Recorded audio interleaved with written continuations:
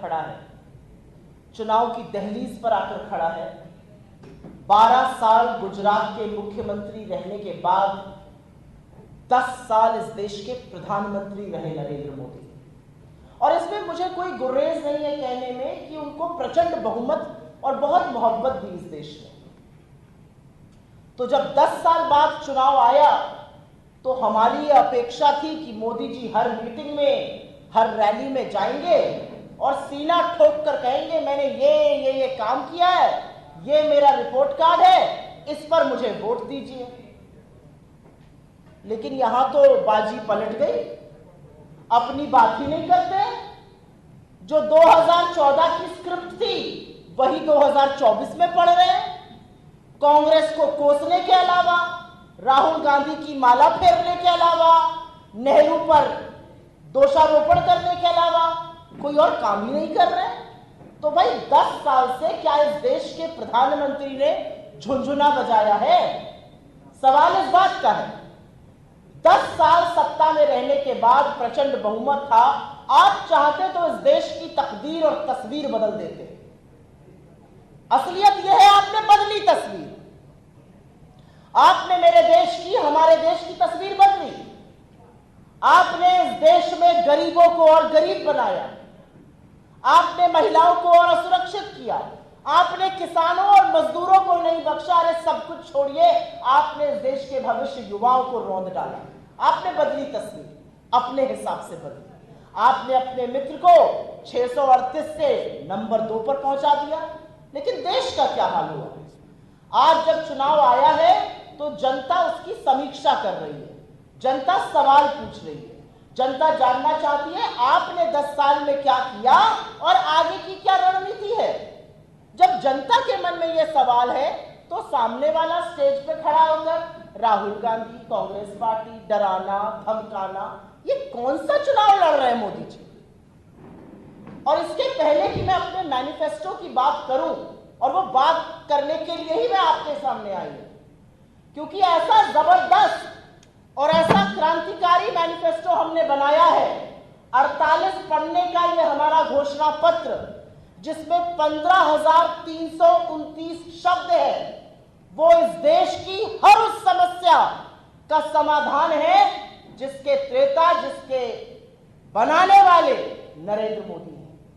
चाहे वो समस्या बेरोजगारी की हो, कमर तोड़ महंगाई की हो, बढ़ती हुई गरीबी, गुर्बत, आर्थिक असमानता की हो, चाहे वो समस्या बदहाल किसान की हो, मजबूर श्रमिकों की हो, असुरक्षित महिलाओं की हो, हर उस समस्या का जो 10 साल में आपने अन्याय जबरदस्त किया है, 15,329 शब्द हमारे मैनिफेस्टो के हर उस समस्या का समाधान है।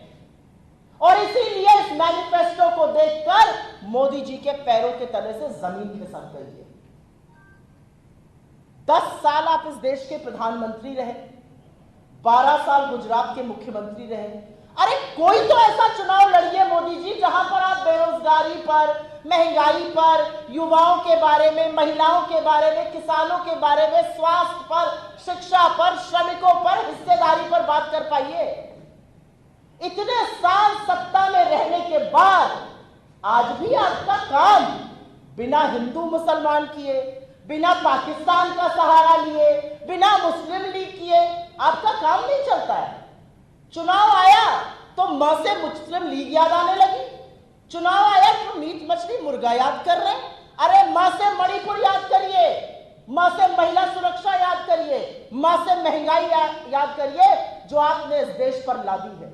1 साल हो गया इस देश में, मणिपुर इस देश का प्रांत है और जल रहा है, और आज भी हजारों महिलाएं, बच्चे, पुरुष राहत कैंपों में रह रहे हैं। आज भी वहां पर हिंसा हो रही है।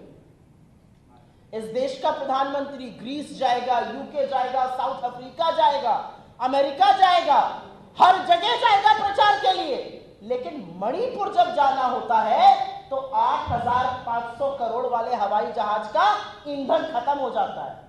यह है असलियत 56 इंच की छाती की, क्योंकि उसमें कलेजा चूहे का है। मणिपुर नहीं जा सकते आप। मणिपुर में जो त्रासदी हुई है, इस देश के प्रधानमंत्री का वो लोग इंतजार कर रहे हैं, आप उनके आंसू जाकर नहीं पहुंच सकते। पिछले 1 साल में मुझे फक्र है इस बात का कि मेरा नेता 2 बार मणिपुर गया, दोनों समुदाय से मिले, शांति बहाली का प्रयास किया। आपने क्या किया? क्या मणिपुर इस देश का हिस्सा नहीं है? आज नरेंद्र मोदी जी को म से मणिपुर नहीं दिखता है, आज म से महंगाई नहीं दिखती है। आपने तो इस देश के आटे, दही, पढ़ाई, दवाई सब पर जीएसटी लाद दिया। आपने इस देश के मध्यम वर्ग की कमर तोड़ दी है। आपने गरीबों को और गरीब बनाने का काम किया है। और महिला सुरक्षा के बारे में तो खैर मैं जितना कम बोलूं, एक महिला होने के नाते इस मंच पर 2 महिलाएं हैं, शर्म आती है ये कहते हुए, और आपके बीच में भी मुझे महिलाएं यदा कदा दिख रही है। इस देश का प्रधानमंत्री 14 अप्रैल को मैसूरू जाते हैं, मैसूरू जाकर वोट मांगते हैं प्रज्वल रेवन्ना के लिए, हासन के सांसद, उनके संयुक्त उम्मीदवार।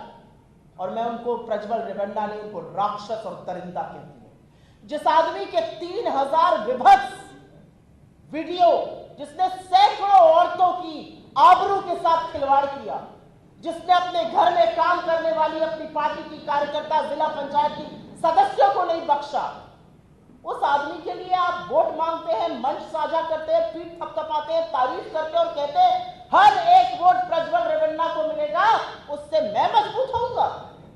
क्या मोदी जी जानते नहीं थे उसने क्या किया है? क्या वो इतने भोले और मासूम हैं? वो सब जानते थे।